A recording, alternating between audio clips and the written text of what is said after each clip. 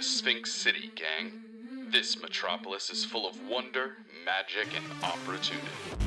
But like any major city, lurking in the shadows are those vying for power and control, by any means necessary. They say money is the root of all evil, and that couldn't be more true than in a place like SPHINX CITY. The mysterious figures pulling the strings are willing to do anything to enact their plan. But they didn't account for one thing. There are 3 individuals living in SPHINX CITY who work for a top-secret organization called No One. They're not going to allow their city to be taken advantage of so easily. These agents are about to be hard at work following a trail of blood and money. But they don't realize just how deep this path leads. Will they be able to put a stop to it and save SPHINX CITY? Only one way to find out. Hello! Hey, gang, and welcome back to another episode of SPHINX CITY, brought to you by Soyouwannabeadm.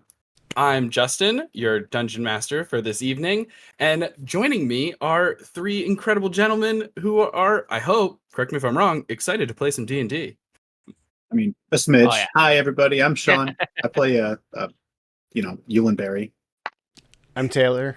I play Jaster, Goblin Monk. I play Death Breath, or I am Death Breath. And I play Belcor Ironbelly, a dwarf fighter. Who's also a shave. Incredible. We are having. Who's also a shave. We got a weird energy going into this one.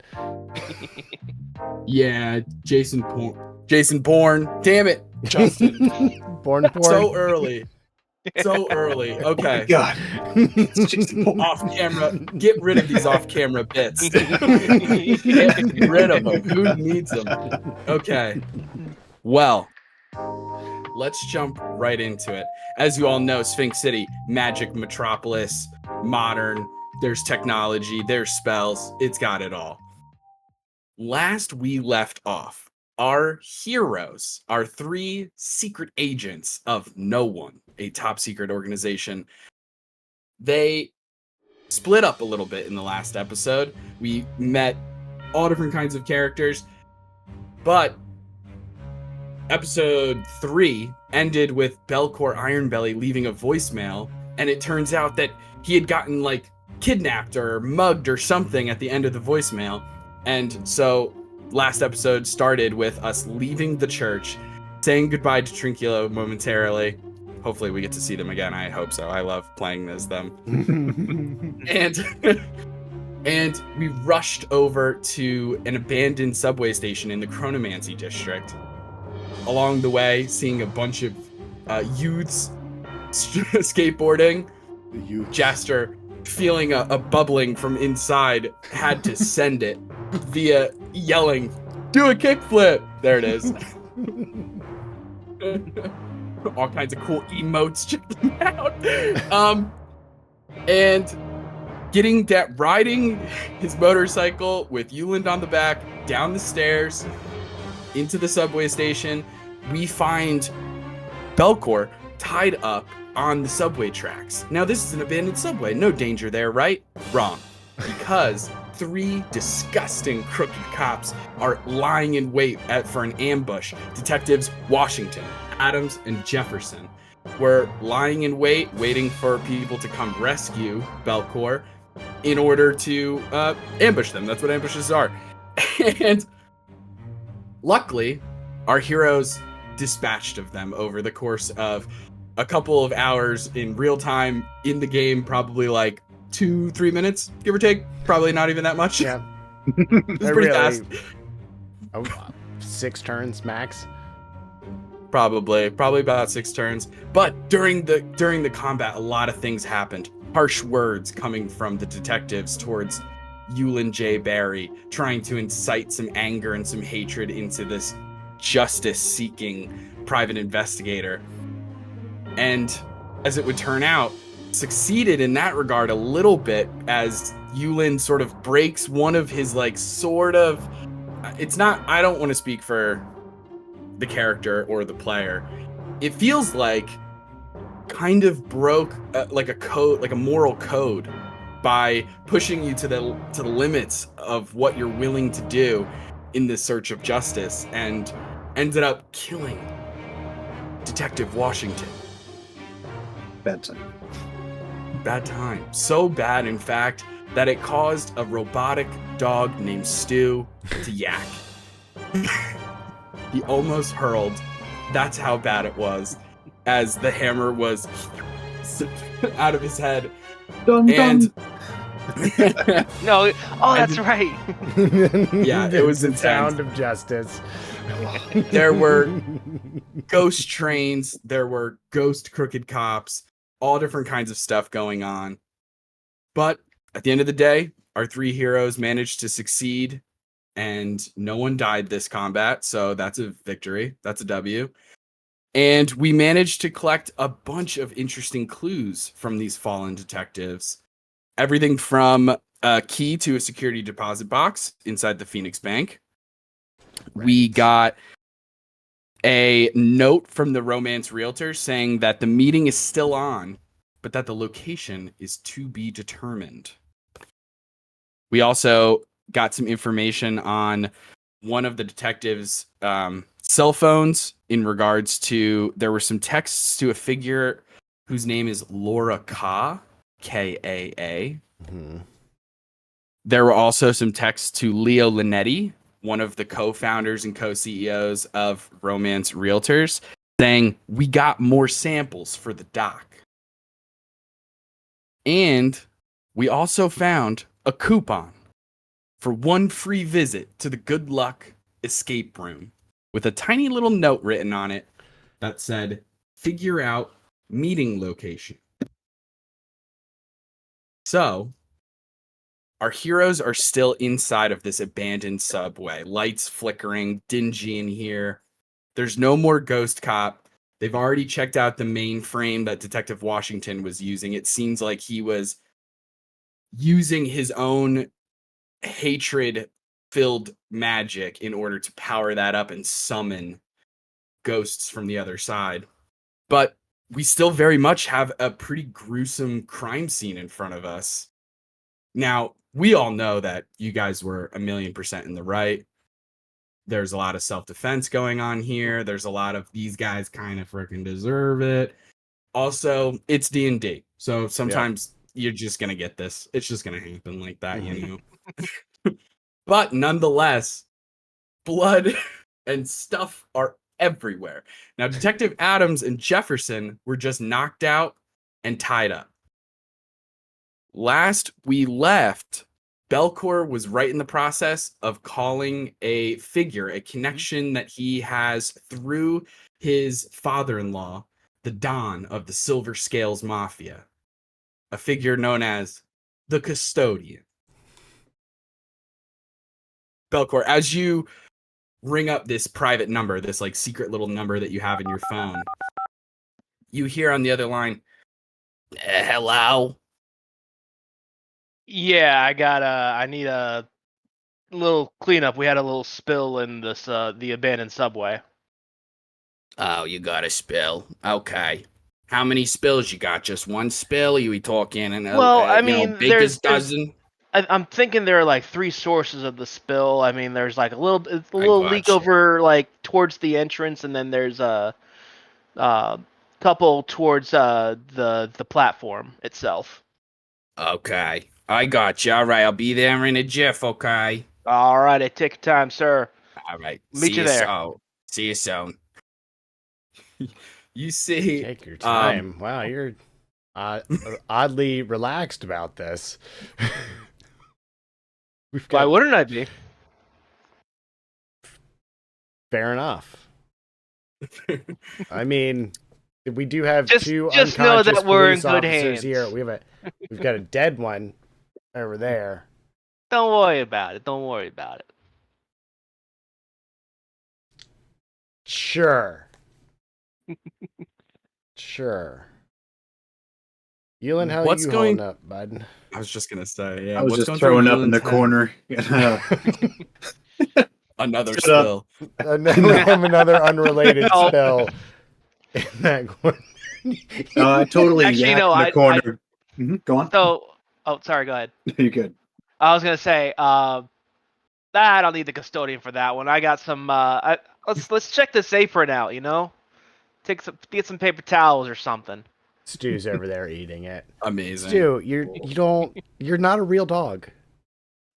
That's just gonna muck everything up. While we're at it, it's use of mending to heal Stu. So I'm gonna go ahead and put him back to full health with the cantrip. For sure. Yeah, you start casting mending to heal Stu back up to full. Belcor, you have, for those watching who maybe don't remember, it's been a while, you have a magical apron, a beautiful, very nice chef's apron that has a large pocket in the front, given to you by Ghost, your manager, your boss at No One. And as you reach into the pocket, the camera does that thing where like it sort of has like a ripple effect and you hear like a harp being played as we sort of we the viewers begin to see something that you guys aren't even aware of. You don't know that this is happening. As we zoom in to the pocket and we see a massive city full of skyscrapers. There are flying cars. There are floating buildings. And we zoom in to a particular building atop this like mountain terrace. And you see a figure in like an oval office sitting there who receives a phone call. Yes, this is the president. I understand. The hand's here? God damn it. I've been waiting my entire life for this. I'm on it. Hangs up the phone, pulls a drawer out. There's a giant like red button behind a glass little case. Opens the case, slams his fist down on the button. Alarms start going off across the entire city. Just like a tornado warning going across around the entire city. People start panicking. They're rushing in the streets. Everyone starts to look up like a meteor was coming, and you just see Belcor's hand slowly, as if stuck in slow motion, is slowly coming down through the clouds towards this city, towards a massive, like, platformed pillar that seems to have been constructed, and the hand is reaching towards that now empty platform. And cut back to the president. The president rings the phone again, and over this like giant loudspeaker across the entire city says, "The hand desires paper towels. Get him paper towels now." And we cut over to like a bunch of people in like a forest cutting down trees. Fast forward to like a manufacturing plant. You're seeing a bunch of people like on a factory line, like just sweating as they're like pounding pulp into paper by hand for some reason, even though it's super futuristic. They're pounding like blacksmiths. But these are papersmiths, and they're just getting to work. And slowly but surely, we see a sped up version of what ends up taking this tiny little interdimensional town inside of your pocket that you don't even know that's happening. It takes them over 5 years to create a what to them is gargantuan. It would be like constructing the Statue of Liberty in terms of size. This massive roll of paper towels, incredibly absorbent, quilted. And they have like multiple cranes lifting it up, putting it onto the platform just as your hand comes in, grabs it, and pulls it away.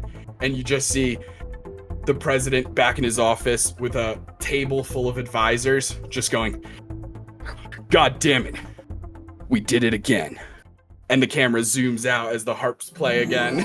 And we just see Belcor. It takes a fraction of a second. Belcor just pulls out a roll of paper towels. Has no idea that there's an entire world inside of his pocket. Oh shit, it's 2-ply. Let's go. Jesus. So then I just proceed to just wipe up Yeah. Ewan's vomit. Yeah. Get the A DNA lot of out. you're seeing a lot of chunks of dry meatloaf. It's still dry, which is crazy. Chocolate lasagna from the Olive Yard. Oh, that's right. You It's guys went not to the good. Olive Yard? What the hell is wrong with you guys? You know I'm a chef. Oh man. That's so funny. What? Um, What? that's so funny. I- It in like 5 minutes, you hear what almost sounds like a very weak motorcycle sound coming down the stairs, the same path that Jaster took previously. And you all kind of look past the turnstiles and just see a Vespa just down the stairs as the such a small pixie woman, actually, wearing a boiler suit kind of get up, big boots that kind of go over them, giant rubber yellow gloves, and just on crisscrossed on her back is a mop and a broom. And she parks the Vespa, and as she's walking away, she beep beep for no reason. Just beep, Whoop, whoop. and come flutters over and just, all right, sweetheart, show me where the spill is. All right. Well, we've got one here, like right next to Okay. the fallen pillar over here. Got it. There's a little blood there. Yeah. You saw the one that was like right next to the entrance on the other I side passed here. by that one. Yeah. Yeah, And it looked then like some dog disregard attacks or disregard the vomit stains. The body's right here. He's just having a bad day. Oh, I'm sorry. You need some Tums, darling? I have Tums. I just yak again because I'm still stressed, but then I just stand up, like I'm forcing myself, like it's fine, guys. Still not She co- used to the blood. She comes over and just she does that like very like maternal thing of just kind of like pats you on the arm and like slips a Tum into your hand. And just, it's all right. Hey, I've been there. It's okay. Anyway, let's get to it. And you see her just starts whizzing around the place, going into action all by herself, is cleaning things up. It's like a video game how fast things are getting cleaned up and going from like with one swipe. Things are going from like It's just brain going like chunks this in and the air. blood, and then now it's sparkling. Like it's so Ooh, fast. lemon She scented. cleans this place. Yeah. It takes like Is that lemon pledge? it is lemon pledge. It is. God. Wow, that smells clean. Darling, you could use it for anything. Yeah. Anyway, so I'm all done here. That only took me about 10-15.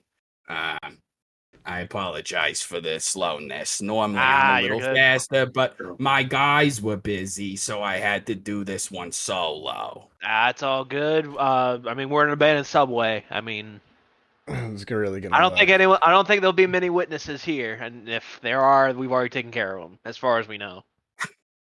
Well, I hear that. Yeah. Anyway, well, you have my number. Tell the Don if you see him I said hello. Will do. Thank you again for your assistance. Anytime.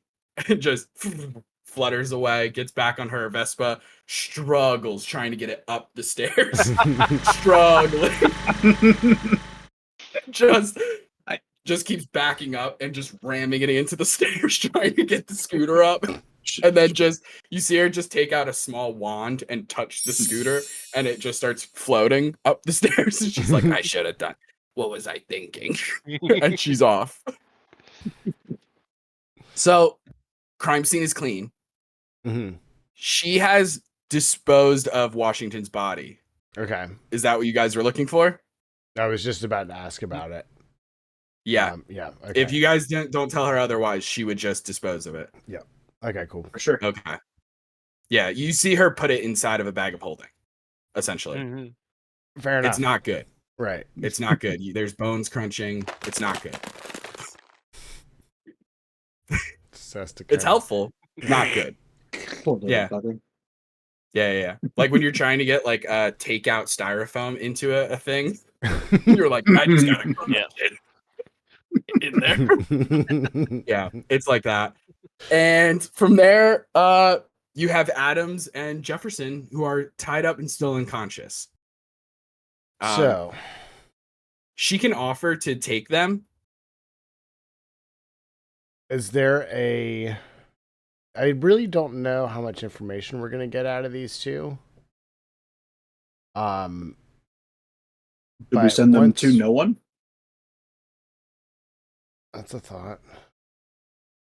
Can We at least still need the badges. Yeah, we can Oh, take the yeah. badges. Absolutely. And Mhm. you would have gotten Washington's. Okay. Yeah. Well, we looted them Before all he last session. crumpled. Right? Yeah. Yeah. Can we... Yeah, I mean, we could give them to no one. We could stash them until we get enough evidence to turn them into the cops. I mean, heck, no one let them do what they want with them. Yeah, I'm okay with that too. They tried to kill us. Mm-hmm. So They had it coming. what do you want to do? Do you want to call Ghost or have the custodian take care of them? Probably Ghost if we want Yeah. to interrogate Yeah. them. Yeah, let's call Okay. Ghost instead. So we'll let her take care of Washington and the body and the scrubbing of the DNA, and then we'll call Ghost and be like, "Hey, we got 2 people." Okay. You use your little smartwatch, Jaster, Mm-hmm. and click a couple of buttons, and hologram appears, like just a little. It's just from like the waist up, like just the bust Fancy. of him appears, and you just, how's it going? We've got a couple of detectives that are involved All in right. the shenanigans around town. Oh, You might be interested in some of the information that they've got, maybe. I don't know. all We're right. in the subway. There's an abandoned subway station. We're down here. Okay. What do you want us to do with them? Well, I suppose we can keep them on ice until you're ready to either interrogate them or turn them in. All right. All right. I'll be right there. And 30 seconds go by before just like there's just a random trash can in the corner. Mhm. Belcor's probably been throwing like vomit covered paper towels into it. And Sorry about it. Belcor, as you're like throwing the next paper towel in, the lid pops off and Ghost just pops out of the garbage. She goes, "Goodness, God, it smells like vomit in there. Disgusting." Him. It Well, was him. No, abandoned subway was like that when we got here. Mhm. I believe it. I instantly believe you. Those dang bums always throwing up in these abandoned trash cans. Anybody can throw up in a subway. Remember that. Absolutely. Yeah. Speaking from experience, that Ghost. I've thrown up everywhere. Name a Respect place. that. I've probably thrown up there. I don't do well on roller coasters, ships. Throwing out of a helicopter is probably the wildest thing because it just goes in directions you're not ready for. That's a story for another time. All right. So I'll take these 2 fucking jagoffs. I'll store them for Okay. when you guys are ready. Just give me a ring when you either have enough evidence to sort of nail them or if you're interested in talking to them. Okay. Sounds good. Sounds good? Sounds great. Get them out of here. All right. And Get he rid of my begins seat. proceeding. Punch him back. he begins proceeding to grab these bodies and just put them into the garbage can.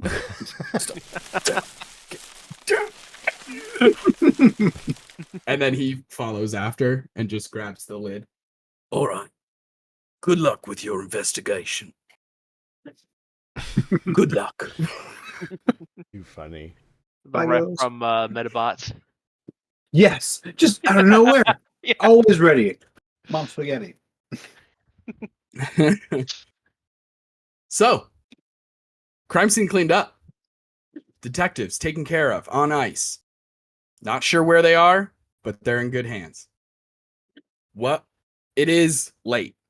You left the church pretty late to come find Belcor and everything like that. Had a pretty intense battle. What would you all like to do? You know that the church is open late because it's a goth nightclub in Wrong Village. Mhm. Presumably the stores in that area are also open pretty late, but it's up to you. I do kind of want to swing by Madam Musk's. Yeah, I do too. I just kind of want to see what they've got in there.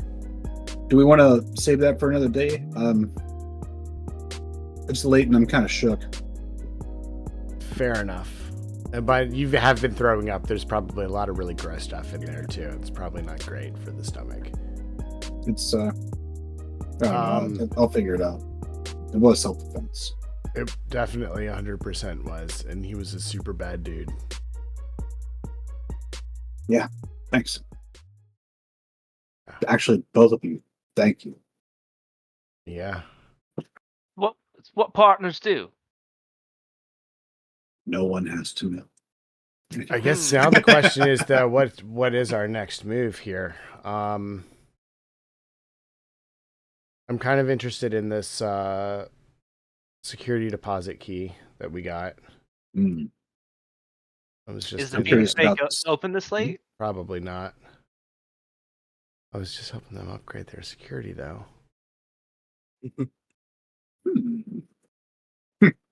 Risky business. Risky business. Risky business indeed. Yeah. Specifically, you were there fixing their vault door, Mm-hmm. Mm-hmm. not all of their security. No, but I mean I looked. I'm not gonna not look. You saw where the cameras were, but I'm among other things, a security consultant. I would have seen some stuff. But you're right. It's probably a lot easier to just go up and ask during the day because we have a key. So, Yes, um, 100% yes. yeah. So in that case, do we want to talk to Trinculo and turn in these badges? They're probably pretty hot. We should probably get them off of us pretty quickly. That's not a bad idea. For sure. And I have a feeling keeping Trinculo happy might be in our best interests. Yeah, they seemed pretty powerful in a scary way. And yeah. things Unhinged. they do. Yeah. Yeah. Can I pull out like a large, like almost like a gallon-sized baggie out of my apron? Absolutely. Yeah. And it's like just put the badges in here. That way we don't get any more of our fingerprints on them. Oh yeah. Prince. Perfect. There's like a quick cutaway scene of like back in this like crazy little futuristic looking town. This time we zoom in on like an apartment in a random high rise, and you're in there, and it's like a family at breakfast, and the dad is sitting at the table. It takes like one sip of coffee and starts standing up. The wife's like, Eugene, you barely ate your eggs. Honey, it's another hard day in the office. The hand is back. You gotta get a giant plastic bag. Like, I can't explain this again. Well, you're never around anymore. Babe, this is an important job. Little Eugene barely even spends time with his dad. I gotta go, babe. I gotta go. All right. Fast forward, a bag is produced. Pull it back out. There's a little subplot in there. All right. So yeah, I collect the badges, toss them in, seal it up. What happens after I put something back in the apron?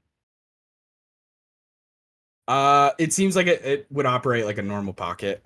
Okay. Yeah. So yeah, I just Oh my God! There's a giant bag. The hand was mad. He's giving rejected it it. back. You rejected our gift. No takesy backsies. So I just The start getting hand like, has ow, forsaken oh, us. Yeah. And kind of that the was a lean there. that was a nuclear weapon that they shot at your hands. You're like, oh, Jesus, a paper cut.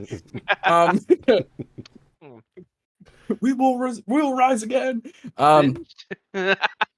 Okay, so you all head out, get Jaster's motorcycle back up the stairs, and are starting to make your way towards Wrong Village once again, heading south through Sphinx City streets. Are you all riding on the motorcycle, or it's not that big of a deal? I'm just curious about logistics. I mean, we've got a goblin and a dwarf. I mean, I would think we could all probably fit, or someone like is like, I guess, on the front of it as like a little basket, like a bike kind of thing. I'm not ET. I'm not being ET. I mean, we could probably just call a cab at this point, right? Oh yeah. There are several different transportation options in Sphinx City. Yeah. What was it called? Um, Can I, in that case, if so, who's taking the bike then? It's my bike. I'm gonna take my bike. Oh yeah, they get okay. I'm gonna So then take the I bike. guess myself and Euland are taking the cab. I do the like fingerless like whistle like the like man I can't Really do loud. that. Yeah. Yeah. I can't do it either. But I can only get do what the, you're saying, yeah. The more It's lower. cool. I'll add the key. sound effect in the VOD. So you do make a loud whistle noise. sound.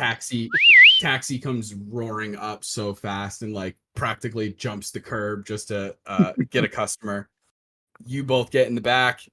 Jaster following close behind, or probably leading the way as you all race towards Wrong Village.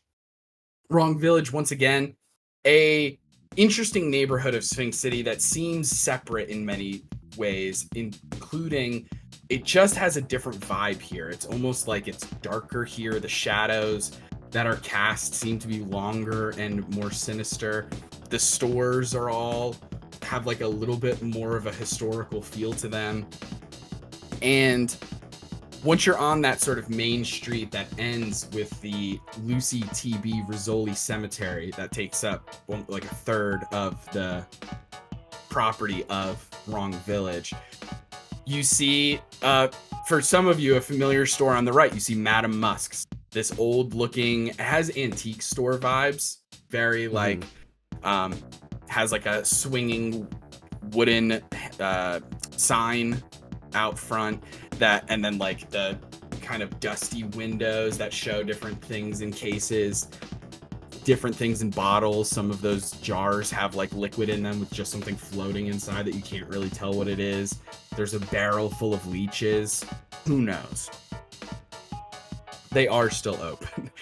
But you all are heading towards the church. This gothic nightclub owned by Trinculo, a very interesting figure. As you approach, for Jaster and Euland, you've done this before. You know the deal pretty much. But for Belcor, this is probably Belcor's first time going there. But the two bouncers out front are women dressed as nuns, but they also have like this very like paper white, almost grayish skin that seems to have like spider-like veins coming out of their eye sockets that like kind of spider off, and their eyes like are like glow red, and they speak in unison as they ask for your ID and say, "Welcome to the church. ID, please." Each of you can hand over your ID. They just take it. Normal stuff. Just take it, look at you, hand it back. Each of them grabs one of the door handles and opens it up. And as the doors open, this like industrial techno goth music just starts blaring off. And you enter the church once again for some of you. Inside, dark, like playing up the theme of it being called the church. There's like these all red stained glass window features that seem to have some sort of light thing behind them that are casting beams of red light onto the dance floor. There's a huge wraparound bar. There's a raised DJ booth with DJ Bone Powder at the mixes, at the old ones and twos, doing the headphone thing with this. And yeah, and you see it's the same night that the two of you were here before. You see Song, the half vampire bartender, over at the bar, still tending bar, still doing his thing. And it's a lot more crowded here now. There's all different kinds of people. You see people who have vibes of like zombie people. You see ghost people. There are like gnolls, all different kinds of lycanthropes who are celebrating their hybrid forms and like being really proud of who they are in that way. You see all different kinds of people left and right here. And what would you all like to do? Let's get a drink first. Yeah, I was about to say. Sounds good. Oh yeah. Head over to the bar. Song finishes up with one customer. This guy's probably like 5'10", has the way that people have brown and blue eyes and hazel eyes. This guy has red eyes. They don't seem to glow in that way. It's just like the color of their iris is red. You can see very pronounced the two fangs, and has like a gigantic colorful neck tattoos that come up the sleeves of their arm. They're wearing like a long sleeve shirt that's like rolled up a little bit, but you can see the tattoos coming out. And black, kind of shaggy hair a little bit. Looks kind of like a K-pop star who was bitten by a vampire, in a way. Okay. And like BTS meets Vampire Diaries. And that's Song. And Song sees the two of you, sees you, Belcor, and comes over and says, "Hey, how's it going? You guys are back." Yeah, it's been a busy day. I hear that. You guys looking for another drink? Absolutely. There's Sir. the edge that needs to be taken off, for sure. Okay, I hear that. You looking for same thing you got last time? A beer and an old fashioned, I think it was. Or are you looking to try one of our specials? What were the specials again? Yeah, run by me. So the big specials the rest of this week are the plasma martini. We got the shot of frankincense. Okay. We have a drink called penicillin. And we have the Bloody Mary. Right. The Bloody Mary. I want the Bloody Mary. One Bloody Mary, absolutely. Yeah, what's in the penicillin? Sure. Let me get it. All right. What about you, friend named Song, by the way? What's your name? And he like reaches Belcor. across the bar. Nice to meet Belcor. Pleasure. I think I'm just gonna keep it simple with a nice go for a mule, please. Okay. All right, you got it. And he gets behind the bar and starts mixing things together. He has the copper little thing for the mule. Puts all the different little ingredients into that. Goes and gets the penicillin. You see him have like those short Collins glasses, kind of. He like fills it with ice. You see him like mix a couple of things in there, and then he pulls out like one of those, like a gumball machine. It's just full of different colored pills, and you just see him like twist it, and a handful of totally random assorted pills comes out, and he just crushes them up and sprinkles them on top, and it's like the salt of a martini, or not salt of a martini, salt of a margarita, but just like crushed pills on the outside. Hands that to you. Nice. Gives the Moscow over to Belcor, and then looks at you, Yulin, and says, "It's just gonna take 1 second." She just got back from break. So let me just see if she's in. Yeah. Mixes a bunch of things together. Pulls out a mirror. Looks oh my into the mirror. god, yes. All Yeah, right. yeah. Bloody Mary, Bloody Mary, Bloody Mary. And once again, a phantasmal woman's face appears and just banshee screams into the glass, and it frosts over with ice. And yeah. Oh, thank you that's so much. awesome. Yeah, no problem. All right. Cheers. And hands you a frosted Bloody Mary. And they're all pretty delicious. The Bloody Mary is not like IRL Bloody Mary. There's no tomato juice or anything like that. Probably does have vodka. And the penicillin is not like an IRL penicillin. That's the name of a real drink. Oh, okay. Yeah, fun facts. Well, so I I'd was like gonna have to, definitely I like- take the shot and then I just roll the whole shot glass around on my tongue like Yeah, for sure. He sees you drink the whole penicillin in one thing, and he goes, "Oh, that's not meant to be a shot." Never mind. Too late. Cheers, I'll take another Here's one. No, he Okay. won't. While I make this one, here's a water, just in case. And he starts making another one. Do He's you want like, a con so, check or something? Say that one more Do time. you want a constitution check or something? Oh, I would love a Constitution Sure. saving throw. You got it.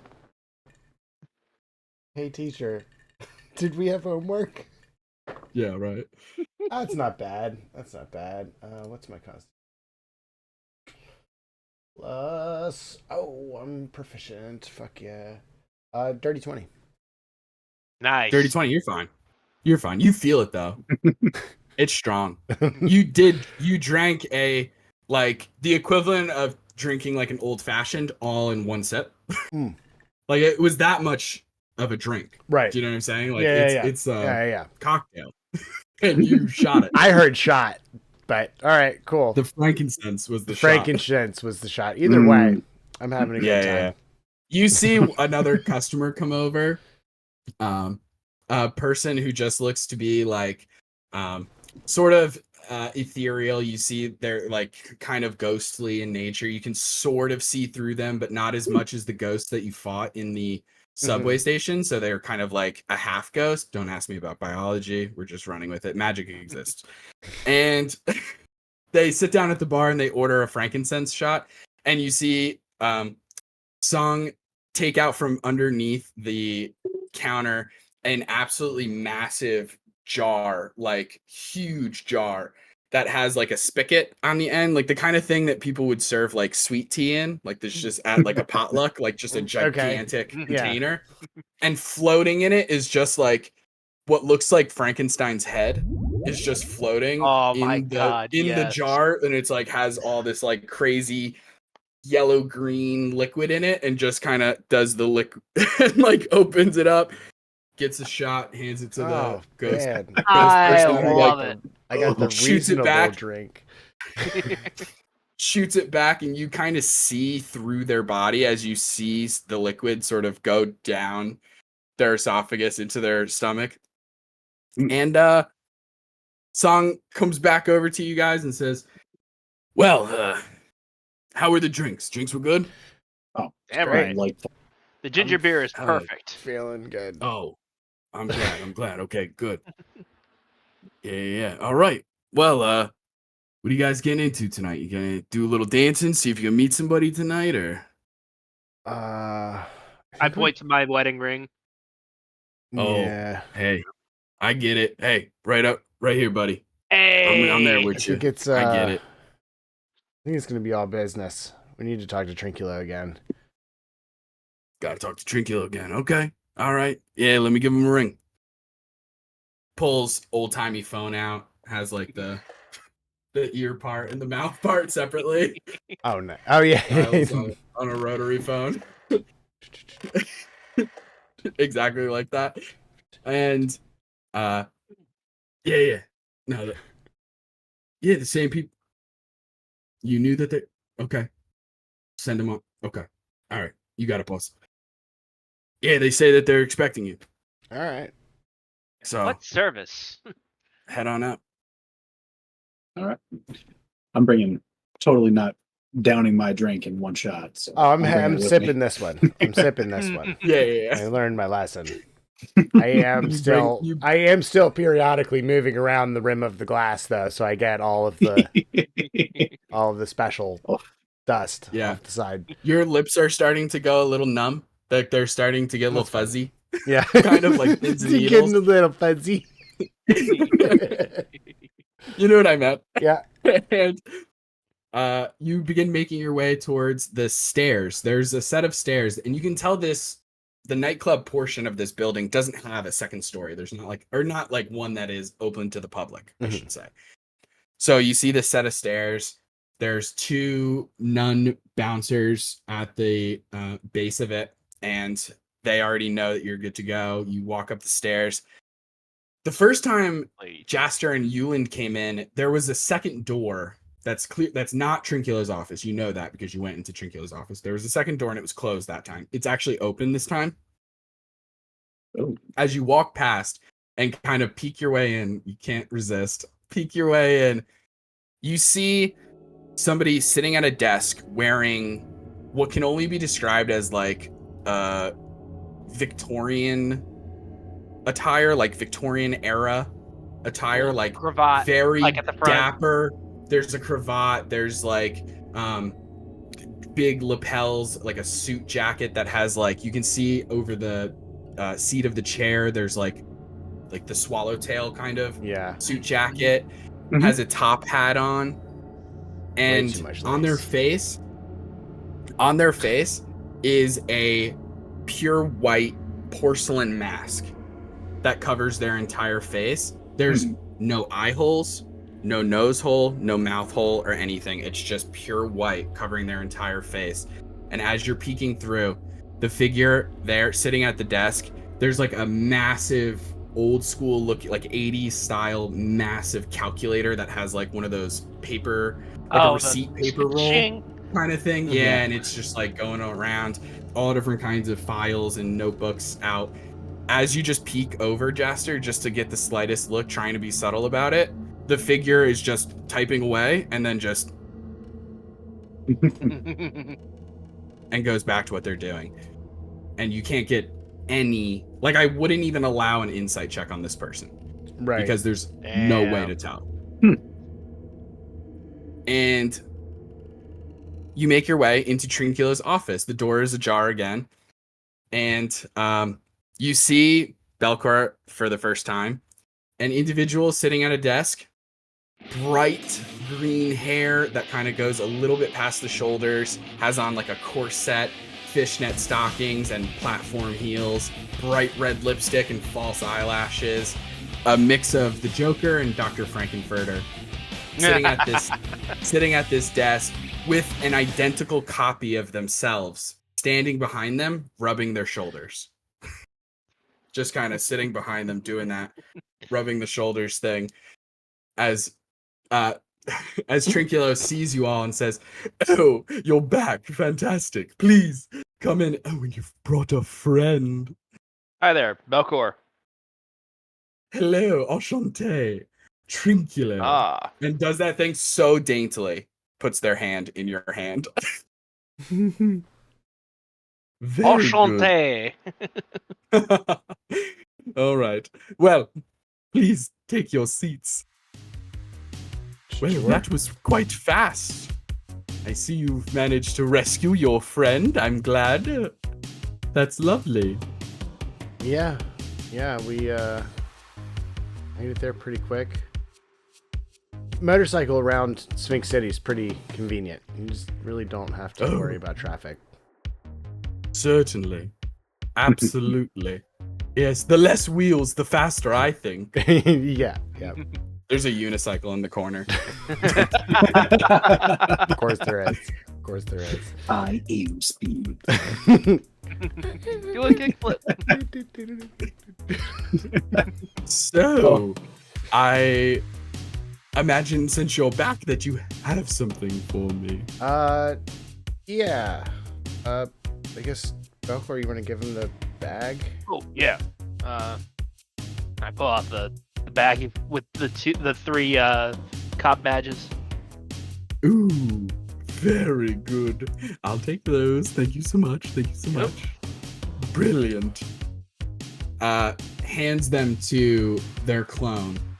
And their clone goes off into a corner, opens moves a painting aside, and behind it is just a furnace, and just begins smelting down the gold of the badges and just starts casting something, is just doing a full blacksmithing thing off in the corner. Sure.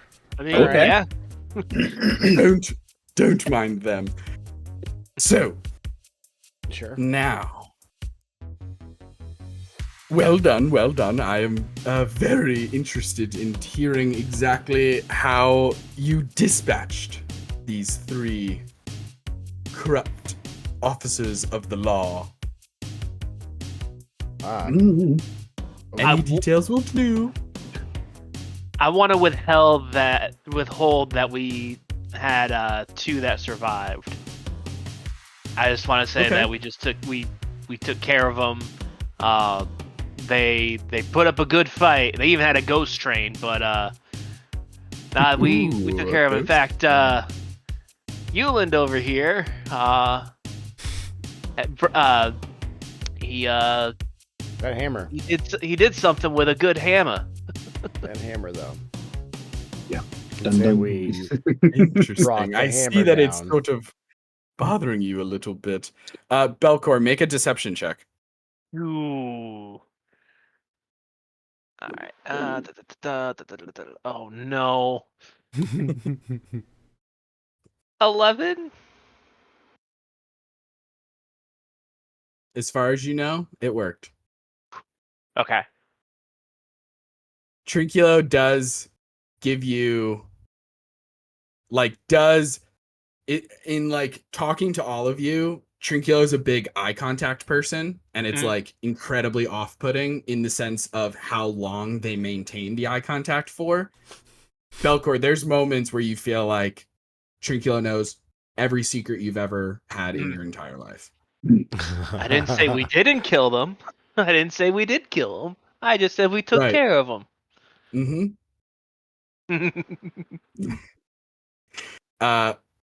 Euland, Trinculo turns to you and says, "Well, it appears I see something's amok. You seem troubled, my good man. Tell me." Just a case What was of it that like? meatloaf. Right, meatloaf. I imagine you made minced meat out of that detective. Ah. I Always Belcor tenderize actually your does meat. kind of do a little chuckle like Oh, I don't know. Won't be hearing from Washington. I'll just say that. He Well, might have smelt it down to what was left of him, so. if it makes you feel any better, just know, by the 15th kill, it gets so much easier. I remember number 35 for me, I sort of put a curse on them so that they could never die, and then I brought them to the bottom of the ocean and chained them there. It's not the pressure that gets to them, it's the constant drowning. But again, they can't die, so it's sort of perpetual. Oh my god. I'm What a Yeah, he didn't tip very well at the barista that I was at, and I was behind him in line, and I saw that, and I said, "No, not here. You're That's a bad all person." it takes, huh? All right. Belcor writes down like immortal curse, but drowning, concrete shoes maybe. Drowning forever. I'll let the Don know about that one. Well, I suppose we should get right to it. It's quite late for you all, I imagine. So, you've sort of lived up to your side of the bargain. Now it's time for me to give you some information. Well, first up,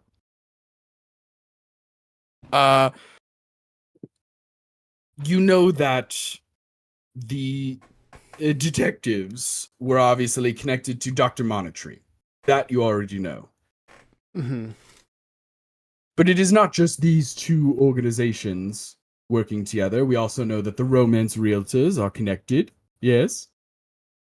Very much so. Were you aware that AstraZeneca Inc., the pharmaceutical company, have you heard of it? Yeah. course. They've got some sinister things going on. That's the other doctor. Oh, yes, their head of research and development, Dr. Avanasti. Hmm. And then, last but not least, I believe that Excelsior also has Mhm. deep connections to this entire plot. In fact, Yeah. did you know that their recent CEO, a David Fizzlebang, he's a gnome.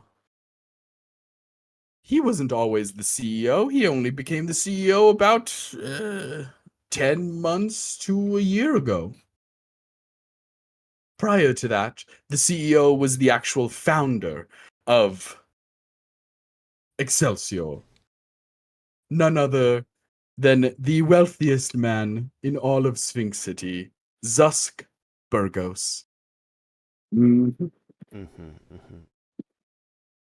Now, I have my theories of what they're planning on and what they might get their hands into, but honestly, it's a little trite and boring, and I sort of zoned out. I lost interest, really. But hopefully you all can get down to the nitty-gritty of it and figure out exactly what they're doing. Hmm. If it starts to affect my business, then maybe I'll get involved. But until then, I'll leave it to you. Okay. All right? Is there anything else? Belcor, you look like you might have a question. A statement? A concern? I do have a question. So Please. recently, Fizzlebang did become CEO, and Right. remind me again, Excelsior. That's what kind of company again? It's Amazon. Excelsior. They're sort of a monopoly. They do a whole bunch of things. They have You can subscribe to Excelsior Prime. They have Excelsior Prime. They have a Oh, streaming Excelsior service. Prime yeah, that's Video. Yeah. All Yes, that yes, stuff. yes. Right. They just keep buying out companies. I was a big fan of this audiobook company, and then Excelsior bought them out, and now they're not as good. Now Yeah. there's ads. Bullshit. And then my other question is AstraZeneca. Yes. Dr. Anavasti. I know AstraZeneca is a pharmaceutical company.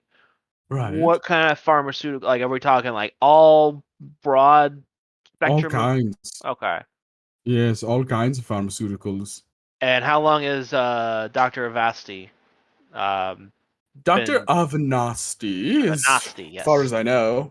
Yeah, it starts with an O. Avanasti. Oh,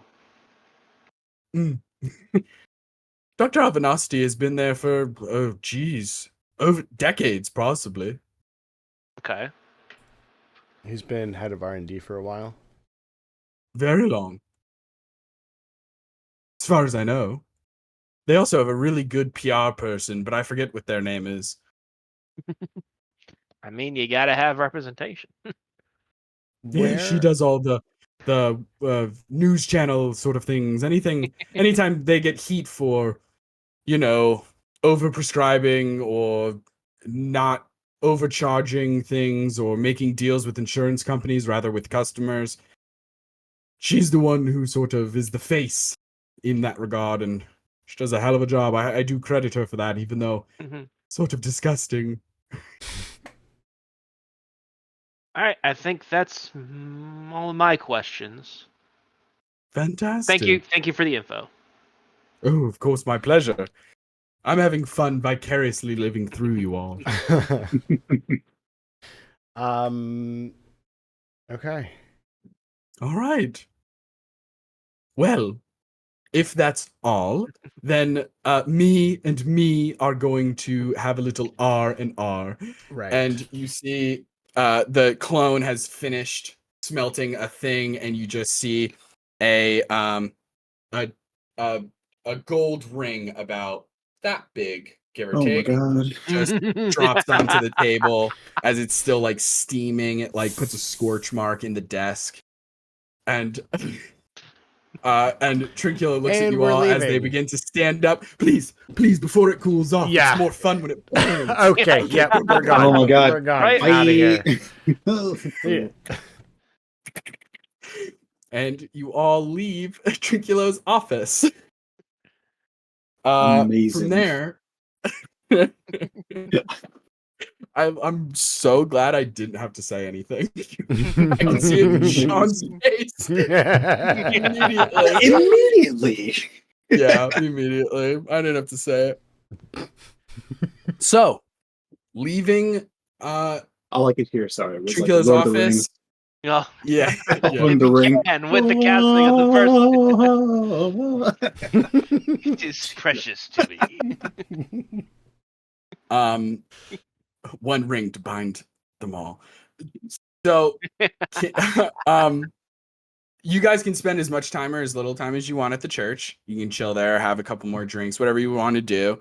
But then, as you're all leaving the church, I don't know, we're on like. are you stopping at Madam Musk's, or are we splitting up and heading to our respective like apartments and homes and stuff like that for the night and reconjoining tomorrow? Or I mean, since we're here, we can swing by the Musks. Yeah. Yeah, while we're here, but then I think Yeah. it is probably time to call it. Yeah. for sure. Okay, cool. So the three of you can easily just walk down a block and head over to this corner store.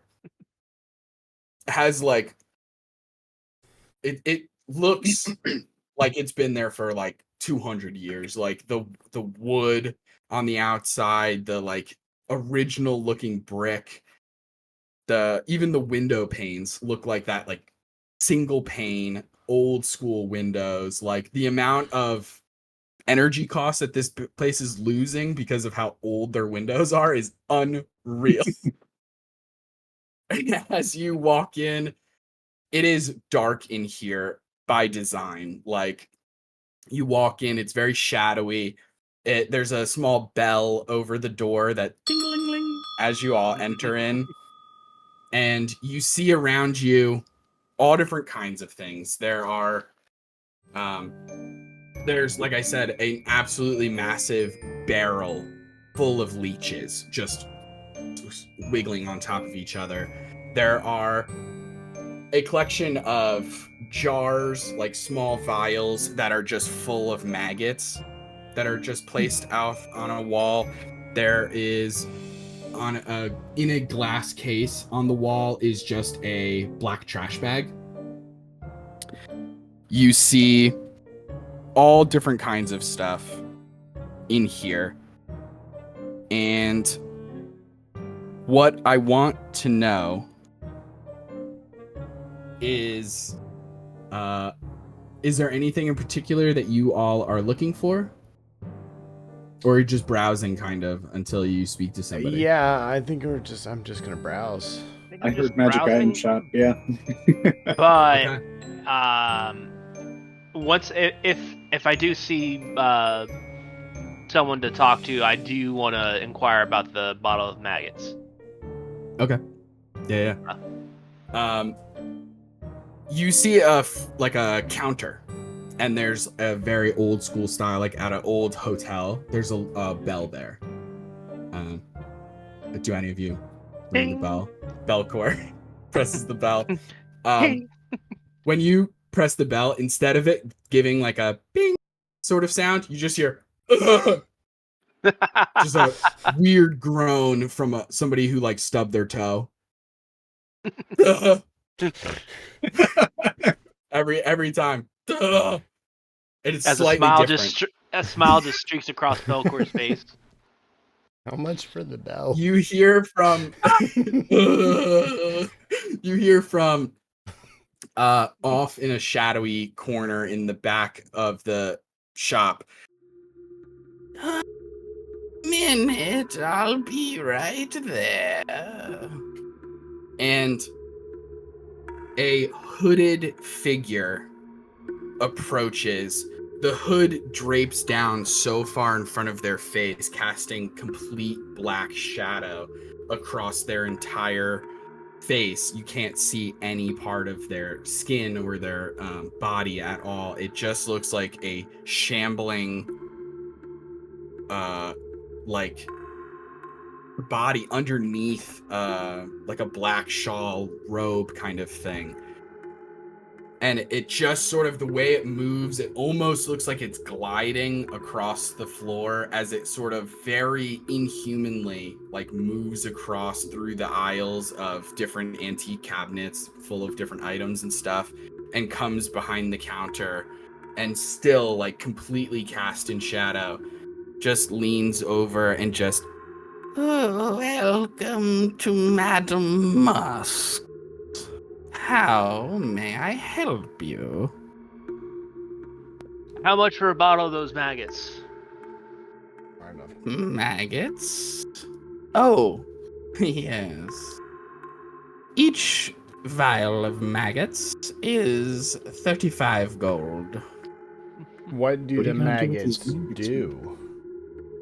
Well, when you have a cut or a scrape, you pour the maggots on, and the maggots will heal you.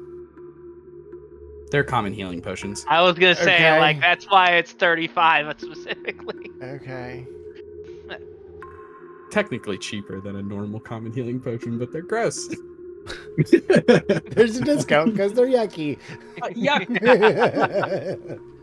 Um. Damn. Okay. Okay. Anything else you're all looking for? I could interest you in this trash bag. It holds more than it seems. Oh, that's Okay. Technically opens to another plane. You can put your items in there. But it never gets heavier. Okay. And also, black matches so many colors it'll go with your outfit. Something But to I mean, consider. it is just a trash bag. Exactly. This guy gets it. It is a trash bag. Wow, it's even got Holding. force flex. we could definitely use a few maggot potions and a trash bag full. Yeah. Sure. What is this trash bag holding? Oh, the trash bag of holding will just be 25 gold. More Okay. than reasonable, considering how much it can withstand. But don't put it inside of another trash bag of holding unless you want to go right and fuck off to the astral sea. I'ma do it. Cross those streams. I Yeah, also have some other items you might be interested in. You seem like adventurous types. Sure. What Yeah. about this? And motions over to the barrel full of leeches and says, each leech here is 10 gold. You throw them at people and it'll attach to them and it'll drink their blood. Leech If attack. they're robotic, less good. Right. Won't work as well. But if they've got blood, baby, then they're sticking. Assuming you hit them. You do have to hit them. That's on you. Right. So they're single-use +1 darts Okay. that have a bleed effect. So they do the normal damage that a dart would do, 1d4 plus your dex, Okay. and then 1d4 bleed damage on the next round, and then the leech dies and falls off. Okay. But that's 10 gold each. 10 gold each. And they're single use. Yes, a lot of my items are sort of consumables, Right. which is good because there's so many flavors. For example, pulls out a small jar that just has a single eyeball in it that seems to have been turned to stone. And she shakes it up and it crushes into dust, and she goes, "This is the dust of corrosion. You could sprinkle it on something and it'll corrode instantly. If you ever needed to get behind a door or melt a guy's leg off or something, I don't know. How I much think is that it one? really only works on inorganic things, but you know, you never know until you try. Yeah. Mhm. That's 20 gold, baby." I think I'll purchase that one. Okay. Mark these off on your character sheet so you know how much money you're spending. Of course, of course. Mm-hmm. You said 20? 20 gold for the dust of corrosion. Marshall got It eats through 10-foot cube. All right.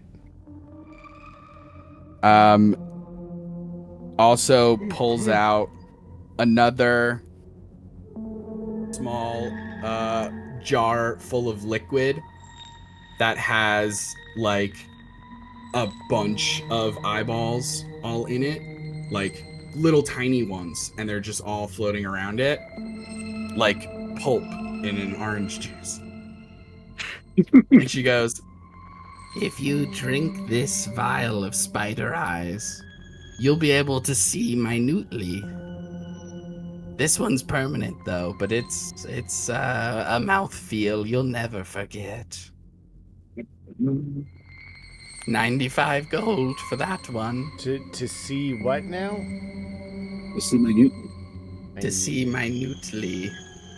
I got a magnifying glass. I'm a detective. It gives you advantage on investigation checks that rely on sight. Yeah, now you're thinking about eating eyeballs. Now I am thinking about eating eyeballs. Everyone's all If- jokes until you find out it's advantage on investigation checks. If anyone needs a loan or some money, I've still got some left over. Yeah, I do too. You said That's just the spend corrosion. before You said the dust of corrosion. How big of a cube was it again? A 10-foot. 10 foot. Cool. All right. Got the end description. 10 foot. She also pulls out a potion bottle that just looks like dirty water. Like it just looks like clear water that is like a brownish color. It seems to have some like ash and detritus kind of floating around it. And she says, "This is a potion of magic weapon. It will make your weapon not only magical, but it'll hit a little bit harder for a bit of time. Bonus, you don't have to concentrate on the spell like you normally would." That's 35 gold. And last but not least, I have this necklace. And pulls out like a beautiful ornate, like she has to blow the dust off of it, this old case. And as she opens it up in like a velvet cushion, you see a necklace that looks like this black dark iron sort of like it doesn't look sharp like it would actually hurt you, but it almost has like barbed wire vibes, the chain itself. And as it ends in the ending point, it's shaped kind of like an anatomical heart.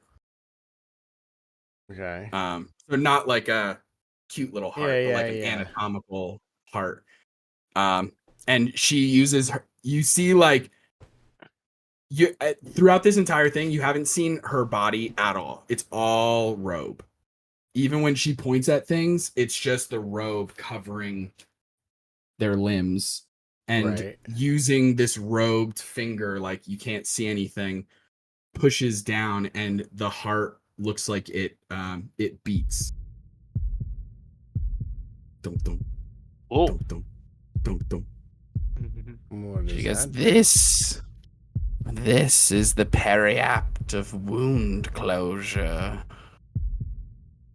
If ever You are unconscious and bleeding out. It will stabilize you. This is also a one-use thing? No. You must attune to it. But this one, my friends, is 85 gold. I don't think we have that much. I think what? I've got 115 for 85. I'm thinking, All you. yeah, go for it. It's gonna do that, and Yeah, you have to attune to it, but anytime your turn starts and you're at 0 hit points, you stabilize. oh yeah,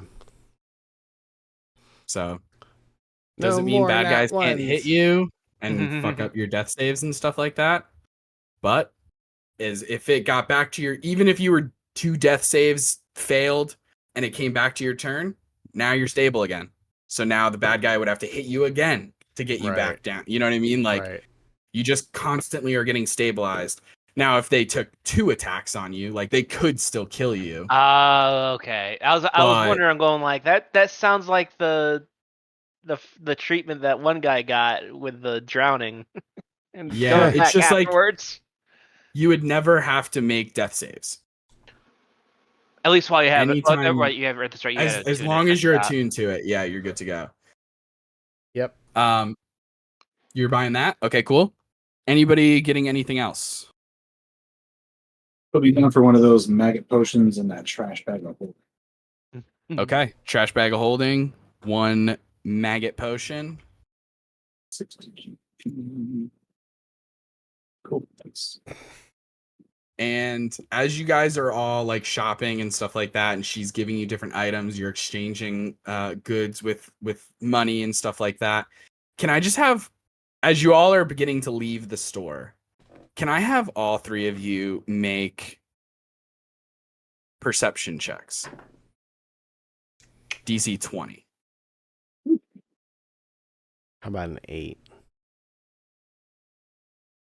Not 11 gonna won't do it. 11 won't do it. 4. Oof. 4. Okay. It's not combat. That's the issue. Yeah. Euland, you got the highest out of your friends. As you're leaving and you just have a sinking, like hairs raising on the back of your neck, you just turn around to look at Madam Musk one more time before leaving her shop. The way her body moves underneath this robe. You're not sensing anything like sinister, like nothing evil or anything like that, but just in terms of like, I don't know, something is amiss. Yeah, you'll have to go back and Okay. check out again or something like that when she re-ups and gets different items, if you do decide to shop here again. I mean, those spider eyes. Yeah. The spider eyes are legit. Okay. So cool. you all leave Madam Musk's, leave Wrong Village, and you are all heading back to your respective homes. Mm-hmm. For the night. Okay. It's All probably a right. good time for a Yeah, break, that's right? good. It's a great time for a break as you all separate, get taxis or whatever, Jaster on your motorcycle, head off to Baldertown for Jaster, Little Feywild for Belcourt, and the Upper West Side for Euland J. Barry. And with that, we're going to hit a little bit of a break, maximum 10 minutes, probably shorter, but we'll see you in a little bit. All right.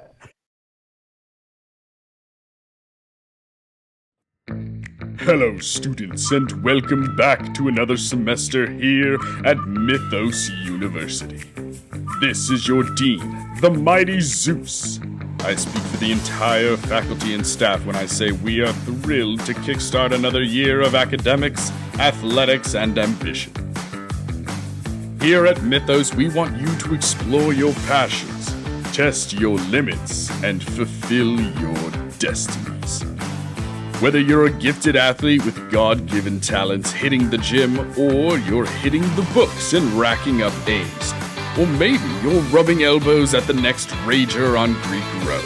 No matter what, you're welcome here. And remember this, students, most of your parents are powerful gods and goddesses, so do not expect special treatment. Wait a minute. Hold on. I'm getting an update. Several students have mysteriously gone missing, and some faculty members as well? Well, what the hell is that about? Where's campus security? Budget cuts? What the? So you're telling me that a group of students are gonna have to work together to solve this mystery, all while juggling their active social and academic college lives here? Whoa. Coming July 23rd, 2024. Don't miss this limited series of the summer. So You Wanna Be a DM presents Mythos University.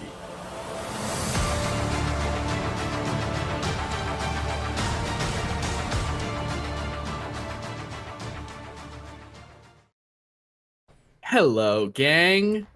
We're back. And the gang's all here. So, let's get right back into it. When we left off, we cleaned up the crime scene with the help of the custodian, a beautiful pixie older woman who is just absolutely magical at cleaning up a crime scene, as if no one was ever there. Then we headed to the church, met with Trinculo, handed over 3 police badges that were forged into some sort of gigantic ring, and promptly left after that.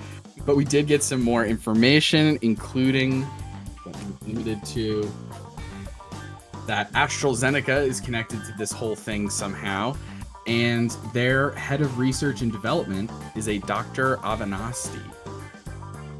We also learned that Excelsior is behind the scenes in this plot somehow as well, although maybe already had some inklings that that was the case, but now know it for sure. And also learned that their current CEO, David Fizzlebang, was not always the CEO and was appointed about a year ago by the original founder and CEO of Excelsior, a Zusk Burgos, the #1 most wealthy man in all of Sphinx City. Most wealthy person, I should say. But left there, head to Madam Musk's, bought a bunch of weird-ass magic items, and unfortunately didn't unlock the clues or the mystery behind what the hell's going on underneath those robes. But that, maybe we'll talk about that next time. Or maybe we'll cover it in an action surge at the end of, the end of an episode. Who knows? So, our heroes split up, head to their respective homes, and get some rest. Some very much needed rest. Yuland and Jaster technically have not rested. They took a pill that gave them a long rest earlier, but it's been non-stop action for these 3 secret agents, and we're finally getting back to some shut-eye, some rest in your own beds, and sort of finally recouping the old natural way. 8 hours of good sleep. It's good for the soul. It's good for the soul. It's good for the soul. It's good for the soul. As you all bed down and begin your long rests in your respective homes, Jaster, you have an interesting dream. Okay. You slowly open your eyes thinking that maybe you're waking up, but you're not in your home or in your house or looking up at your ceiling or something. You have to almost shield your eyes as you just see a lot of flashes, like camera flashes coming from massive crowds of audience on either side. And you notice that you're very high up. You're Oh man, I'm so high. at the top of a mega ramp. an absolutely massive wooden ramp that leads into a jump, and you're holding a skateboard in your hand. And behind you is none other than the otherworldly patron who resurrected you from death when you fought Dr. Monotream. It's your old pal, Mullen. And he's standing behind you, and he says, "All right, dude, listen, if there's one thing I could teach you, it's this. Just fucking send it, dude. All right?" All right. I'll Hell fucking yeah. Send it. Fucking send it. Go ahead and make some kind of skill check. You tell me what skill check you think makes sense in this moment. I think probably acrobatics, right? Yeah, I mean, that makes sense to me, but I wanted to leave it open to your creativity. Yeah, I think that's the move. I think that's the move. Go for it. Acrobatics, going down the ramp there. Try to do a sweet kickflip. Hell yeah. Oh no. And I've already used my inspiration. Cool. That's an 8, baby. It's an 8. That's Okay. an 8. You slam down the ramp. You start getting the wobbles towards the bottom as like it starts turning into like snowboard motions, and still manage to make it down the ramp, up the little invert, and quickly the board shoots out from you, and now you're just flying in the air. And dude, you're sending it. You don't have knee pads, you don't have elbow pads, or even a helmet, which kids watching at home, fucking wear a helmet. Also, why are you watching? Where are your parents? Mega ramp, if you're going down a mega ramp, wear a helmet. Send it with safety. You eat shit.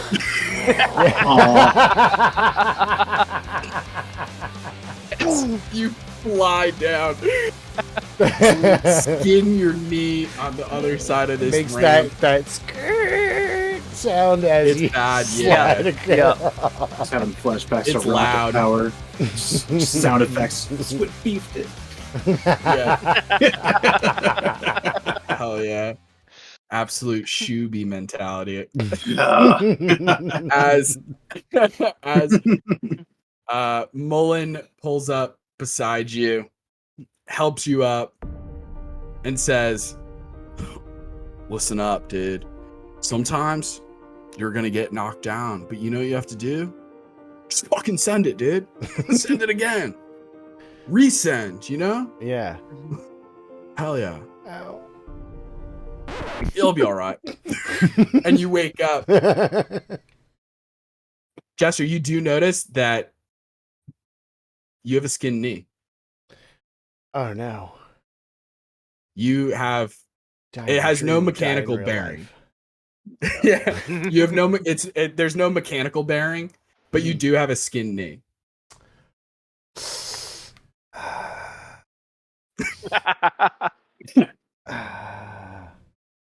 Exactly. Exactly. Euland, as you bed down for the night, drift off into sleep, you also have a dream. And in this dream, you are in what almost looks like... What do you think Euland's mind palace would look like? What is like the architecture of Euland's mind palace? ED, the police department. Okay. 100%. You're in a police department, and you're walking around. You see the different cubicles and detective desks, and there's some holding cells for perps who are about to go to like the actual city jail and stuff like that. And you see a filing cabinet. And the filing cabinet, each of the drawers has a different label on it. And you see two specific labels that stand out. One of them says mom, and the other one says dad. Which Officer one are Mom you? and Dad. I go towards Dad. Okay. As you open that drawer and choose in this moment Dad, you're sort of whisked away to what do you think is like something that you like Euland and his dad would do, like a father-son activity? Honestly, um, reading the ordinances for different parts of the city. Just if Yeah. you're gonna distribute justice, you gotta know what justice means, what it is. Justice isn't the same everywhere. Doing Yeah. one thing in one place does not mean you can do it in the other. So, honestly, yeah, just drilling those hard but good sides of police mentality into me at a young age. That's my happy place. Hey, absolutely. I mean, there's a memory of you and your dad before dinner one night going over different ordinances and going over different like police codes, and it's like flashcards. Like he'll call out a police code. He'll be like, all right, what's a 1037? And you like make a, just for fun, make a Jesus. We'll just say an investigation check. I know that Euland's decent at investigation. All right. How about a persuasion? Because I'm way better at persuasion. That's an 11. Even with an 11, you know that a 1037 is somebody exhibiting like crazy behavior. It's like a crazy person, like somebody who's kind of losing it, having like a mental breakdown is a 1037. All right. And you're going over all these different codes and stuff like that. And just before your mom's about to call you guys to dinner, your dad pulls you aside and says, listen, Euland, did I ever tell you about that time I had to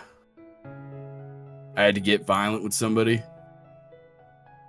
Well, I mean, I know you have to get violent with folks in the force, but what do you mean?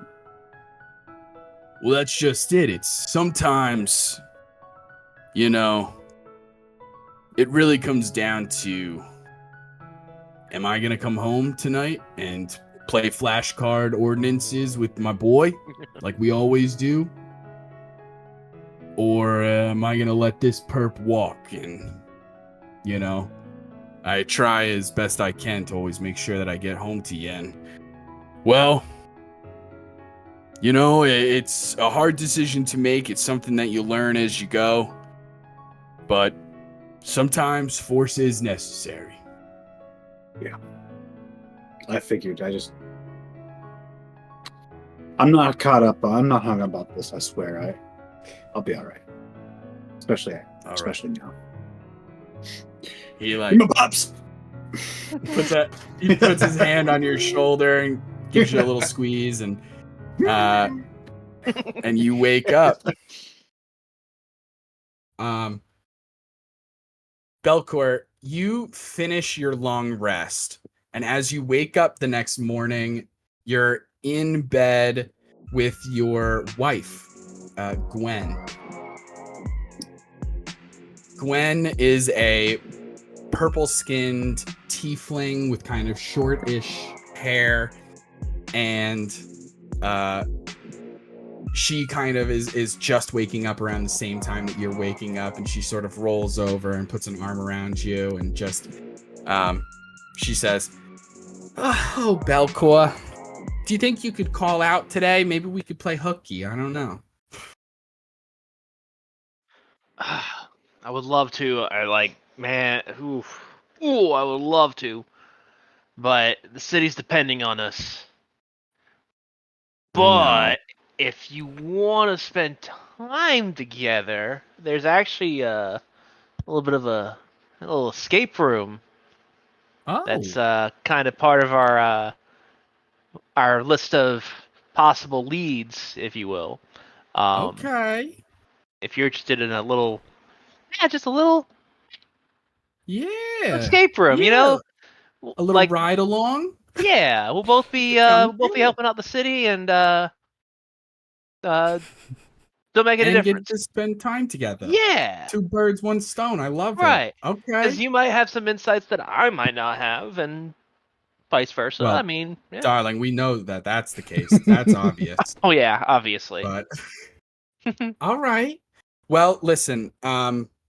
My father texted me last night. He said that he wants to see you before the morning rush. So before you head over, just make sure you go see him. Okay. We'll do. All right. I love you, pumpkin. Love you too, babe. I love you, my little devil spawn. We should start. Oh, stop it. You leave Gwen, planning to meet up with her later with the group at Good Luck Escape Room. But first, you head over to Osatura, the restaurant where you're the executive chef and part owner. And as you walk in, it's before opening hours, so you have the run of the joint pretty much.